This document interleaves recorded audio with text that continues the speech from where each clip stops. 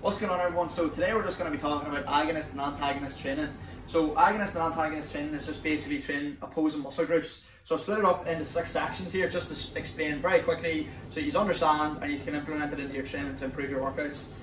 So we're just the 6 sections are just the 6 muscle groups or the 6 joints, and so we'll start off with the shoulder here. So flexion and extension. So if you imagine you had your hands out to the side, this is flexion and this is extension. So you're moving your hands in closer together, which is working your pecs, and extension is working your rhomboids. All right. So simple way to show you that what exercises will work is press ups and seated rows. All right. So that's working there from the shoulder joint there. So press ups working the pecs, and seated rows is working the rhomboids.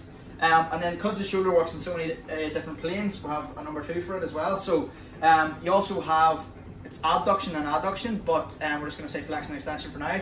So abduction is away, and this is your deltoids here in the front, so that would be like lateral raises.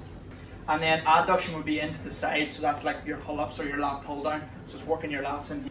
Okay, so then we'll move on from the shoulder to the elbow here. So if you can see there, so simple flexion and extension is flexion at the elbow here, so like a bicep curl, and then extension would be like a tricep extension. Alright, so flexion and extension.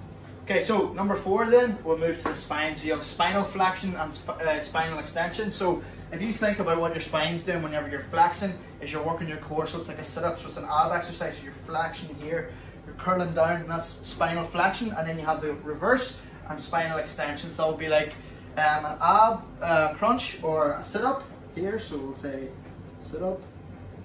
And then the extension would be like a hyperextension on the bench, so you're here extending your back using your spine and the spine.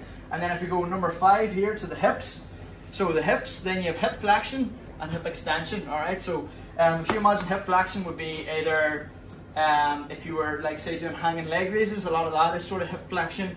And then hip extension would be like your glute kickbacks or your glute extensions here. So everything, you have to think about the joint first, and that's where the joint is doing the action. So at your hip flexion here, and then glute, hip extension.